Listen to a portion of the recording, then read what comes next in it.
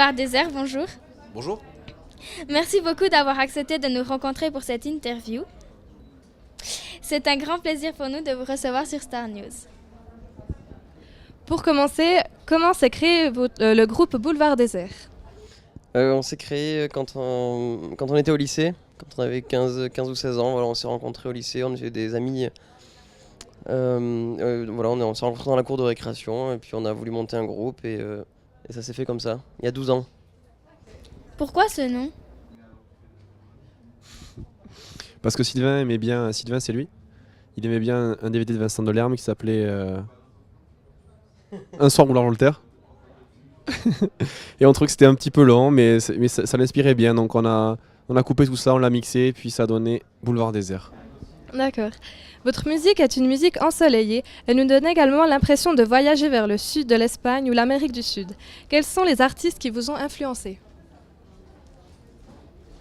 Alors c'est vrai qu'il y a une partie des influences qui viennent là, mais il n'y a pas que ça. Par exemple, là tu dis que c'est une musique ensoleillée, etc., avec des influences hispaniques, c'est vrai. Il y a une partie des chansons qui sont inspirées par ça, mais par exemple quand tu écoutes une chanson comme Bruxelles, ça peut pas te faire penser à une musique ensoleillée.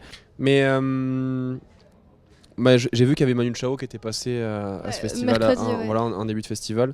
Ça fait partie des gens qui ont influencé ce côté-là de la composition, c'est vrai. D'accord. Depuis 2011, vous avez sorti 3 albums, dont le dernier, Bruxelles, en 2015. Qu'a-t-il de plus que les 2 autres? Il nous ressemble davantage puisque c'est normal, hein, parce que il est plus vieux, comme nous, donc il est plus mature, j'imagine. Il nous ressemble davantage que les autres, en fait, tout simplement, puisque les autres, on était pour Paris-Buenos Aires, des chansons qu'on jouait depuis très très longtemps, des trucs qu'on avait écrits quand on avait 18 ans, etc. Donc on a vieilli, on a grandi, on a changé, on a écouté plein d'influences différentes. Donc Bruxelles nous ressemble beaucoup plus aujourd'hui. Comment se passe la création d'une chanson? On a un petit studio chez nous, dans le sud de la France, dans lequel on enregistre nos chansons, en fait, tu vois, ça ressemble un petit peu à un endroit comme ça. Il y a un petit bureau dans un coin avec un ordinateur, un micro, comme celui-là. Et voilà, chacun passe à tour de rôle, tu sais, t'enregistres d'abord une guitare ou un piano, un bout de piano, ce que tu as envie, et puis on chante quelques mots par-dessus, on fait des arrangements, voilà, c'est très artisanal comme fonctionnement. Ok. Votre album Bruxelles fait un carton. Est-ce que la pensée de faire le suivant est un stress? C'est pas vraiment un stress, non. Non. Voilà, il y a une très très longue tournée. On commence à penser doucement au 4e, mais c'est pas très stressant pour l'instant, non.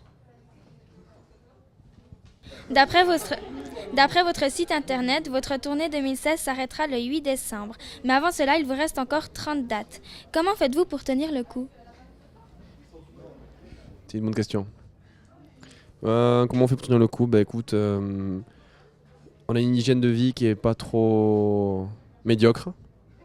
Voilà, on fait pas la fête tout le temps, on essaie de manger à peu près bien, comme aujourd'hui d'ailleurs, on est très bien reçus. Et puis on fait un peu de sport, et puis après, c'est le public qui nous donne toute l'énergie nécessaire au moment de monter sur scène. C'est vrai que même si l'après-midi, t'as un petit coup de moins bien, dès que tu rentres sur scène et que t'es porté comme ça par des milliers de personnes, c'est difficile de regarder tes chaussures en faisant la grimace, quoi. J'ai vu que vous aviez une belle destination à la fin du mois, la Polynésie française, pour 3 concerts. J'espère que vous pourrez prendre un peu de temps pour recharger vos batteries. Combien de dates en tout pour cette tournée 2016? C'est difficile à dire, elle a commencé en mai 2015. Et en fait, elle finira pas en décembre sûrement, je crois qu'on va continuer un peu en 2017. Ça va faire 150 concerts, je pense, un truc comme ça. C'est énorme. Ouais, c'est beaucoup. Ouais. Voilà. Oui. On arrive à la fin de cet entretien, mais on a juste encore une dernière question. Quels sont vos projets pour la suite? Finir la tournée en bon état. Ça sera déjà pas mal, puisque comme te l'a dit Sylvain, on ne sait même pas si elle va se finir en fait en décembre ou si elle va déborder un petit peu sur l'année 2017.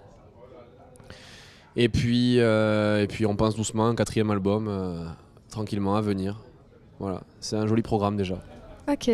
Merci à vous d'avoir répondu à nos questions et nous vous souhaitons encore plein de succès pour la suite de votre carrière. Merci beaucoup. Merci beaucoup. Merci. Merci à vous.